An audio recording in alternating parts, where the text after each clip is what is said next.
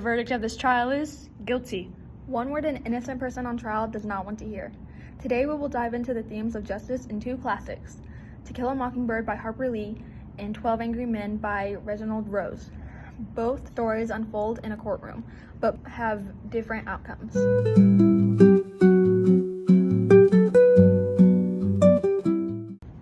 Hey everyone, and welcome to Turning Pages with Maddy and Harper. I'm Harper. And I'm Maddy. The pieces To Kill a Mockingbird and 12 Angry Men demonstrate justice differently. In one, justice is ultimately denied in a prejudiced town, while the other shows that justice can prevail, even if it's a close call.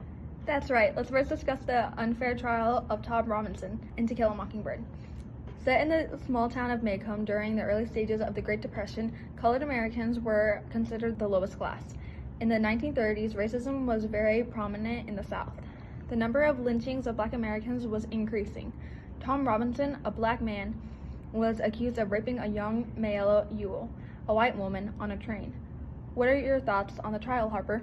It was interesting to say the least. You would expect that blatantly clear evidence would be valued in a normal, fair trial, right? Absolutely. Well, unfortunately for Tom Robinson, this was not the case. In a small southern town surrounded by deep-rooted racism, he was wrongfully convicted, despite many examples of evidence that proved his innocence. Atticus Finch, Tom's lawyer, was a man who knew between right and wrong. He believed in equality for all people. This was important in the trial of Tom Robinson because few people would be willing to stand up for a Black man in a trial in the 1930s. The underlying racism in the small town still affected Atticus and his family.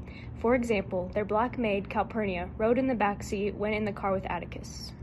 Unlike the other people in Macomb, however, racism didn't stop Atticus from defending Tom Robinson. No matter who the people were in the trial, when Atticus was given a job, he would approach it with his best effort, even if he expected failure. Why did Atticus think he was going to lose? Well, with an all-white jury in a prejudiced town, the chances of Tom Robinson reaching justice were slim. Even the judge knew they were doomed. But he did what he could by assigning one of the town's best lawyers to defend Tom. Atticus was courageous to take on this job. Let's go over the key moments in the trial. Atticus presented strong pieces of evidence. One of these was that Mayella Ewell had bruises on the right side of her face, meaning that the attacker would have hit her with their left hand. Tom Robinson, however, had a mangled left arm from getting it caught in a cotton gin when he was a child.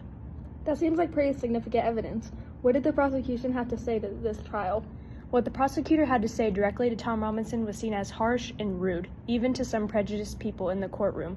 Mr. Gilmer, the prosecutor, called Tom boy and made other slurs that were disrespectful. In the end, justice was unable to prevail in Tom Robinson's story. He was sent to prison and died trying to escape. Justice betrayed him, and he died chasing his only chance of freedom. Wow, that's a sad ending. Tom Robinson deserved better. I agree. In 12 Angry Men, we learn it takes courage to stand alone and stand up for what's right. We see this in juror number 8 when he leads the group in the decision to deliberate more over the life of a 16-year-old boy convicted of murdering his father. He believed that thorough consideration was required before sending a boy to die. When the jurors entered the courtroom and took a vote, 11 voted guilty while 1 voted not guilty. This was juror number 8. He had a solid point in his stance by saying he didn't believe there was enough strong evidence. Like To Kill a Mockingbird, the rest of the jurors had prejudices. For example, juror number 7 was more concerned about a Broadway show he had tickets to that evening than the boy's future. And then you have juror number 3, one of the biggest voices in the deliberation room, who simply didn't like kids because he had troubles with his son. The same is true with juror number 10. He relies on his racial motives to decide the boy's fate. He makes his judgment based on the defendant's perceived ethnic background of living in the slums. I'm seeing a pattern here. Exactly. The jurors' biases cloud their decisions significantly. This is why juror number 8 is important. He doesn't allow his personal experiences to interfere with the trial before him. We see that similarly to Atticus, juror number 8 takes the courage to fight for what he believes in. A job has been placed before him, and he is determined to do it to the best of his ability. Unlike Atticus, juror number 8 finds success in swaying the courtroom to declare the boy not guilty. If it weren't for juror number 8, the trial would have ended without the critical thinking a deliberation deserves. He prompted the others to evaluate the evidence rather than relying on their preconceived notions. This highlights that it is important that justice is a process, not just a given. Now we need to discuss what we can learn from these stories and themes today. First, in To Kill a Mockingbird, justice wasn't served in the courtroom. Justice was served when the dead buried the dead, as the police officer in Macomb, Heck Tate, said. Although Tom Robinson didn't deserve his fate, the empaths of Macomb could live in peace after the death of Bob Ewell. We can learn from this because there are still trials today that are affected by racial prejudice. It's the people's jobs not to let situations like this happen today. Another lesson we can learn is to walk in other people's shoes before you rush to a conclusion about them.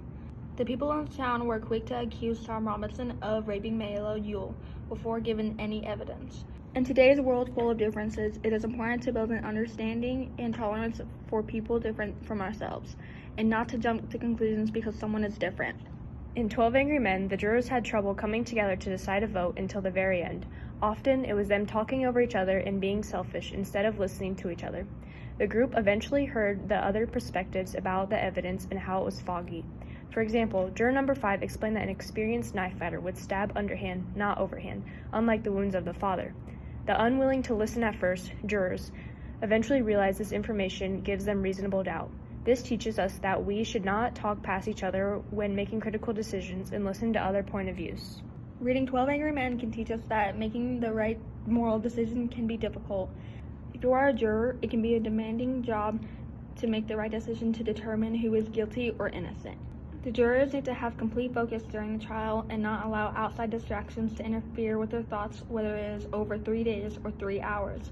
Justice does not only occur by law, but also by people's decisions and judgments. In conclusion, both To Kill a Mockingbird and 12 Angry Men teach us that to reach a more equal society, empathy, courage, and commitment to truth are required.